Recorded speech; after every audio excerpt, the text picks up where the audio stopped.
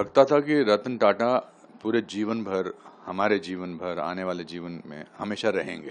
तो आज मैं कहूँगा कि देश ने अपना एक रत्न खो दिया है और उनका नाम था रतन टाटा। मेरी मुलाकात उनसे कुछ साल पहले लंदन में हुई थी। बकिंगम गेट में उनका एक ताज का होटल है, तो मुझे मिले थे।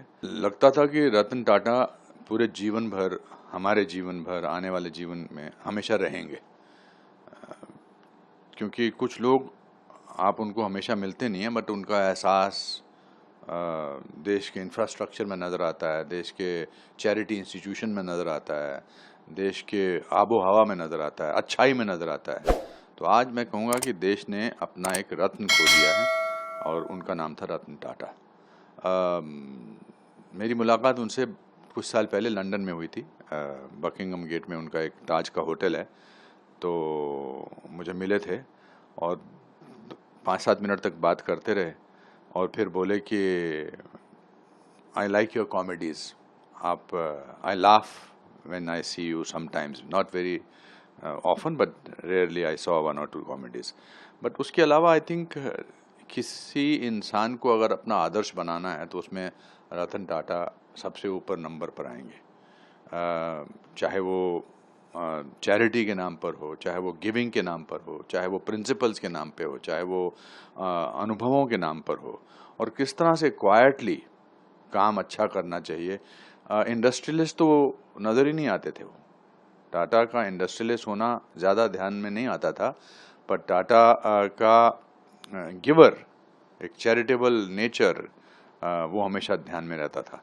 हमारे यहाँ तो मुहावरा था ना कि अपने आप को टाटा पर समझता है क्या, तो ये वैसे टाटा हैं जिनको कभी टाटा करने का दिल नहीं करेगा। बट उनकी लेगेसी अच्छाई की, गुडनेस की, चैरिटी की, प्रिंसिपल्स की, ऑथेंटिसिटी की, आई थिंक हमारे लिए एक प्रेरणात्मक स्रोत रहेगी। और उनका नाम हमेशा भारत में नहीं बल्कि पूरे विश्व में रोशन रहेगा, because he is a symbol of goodness, he is a symbol of efficiency, he is a symbol of principles. So वो याद दिलाते रहते हैं कि ये इंसान जो है ऐसा, अगर मैं 10% भी बन सकूं तो मैं अपने आप को बहुत ही खुश नसीब समझूंगा। बहुत बड़ी बड़ी कार कंपनियों के मालिक, पूरे देश में इतना इंफ्रास्ट्रक्चर उनका, और एक अचानक एक ताज में एक छोटी नैनो में रतन टाटा जी आए भी पिछले कुछ दिनों। मैंने तो उनके इतने इतने किस्से सुने हैं कि वो अपनी गाड़ी में, छोटी गाड़ी में आते थे। कोई ऐसा उनका ऑफिस नहीं था, तो सिंप्लिसिटी, घर भी छोटा था। हाँ बिल्कुल, सिंप्लिसिटी का इससे बड़ा उदाहरण कहीं हो ही नहीं सकता है। अब मैं ये कहना चाहूँगा कि रतन टाटा जी ने अपनी अमीरी का एहसास तो हमें कराया ही नहीं, क्योंकि उन्होंने अपनी अमीरी का एहसास नहीं कराया, तो इसलिए हमें अपने छोटे होने का एहसास कभी नहीं हुआ।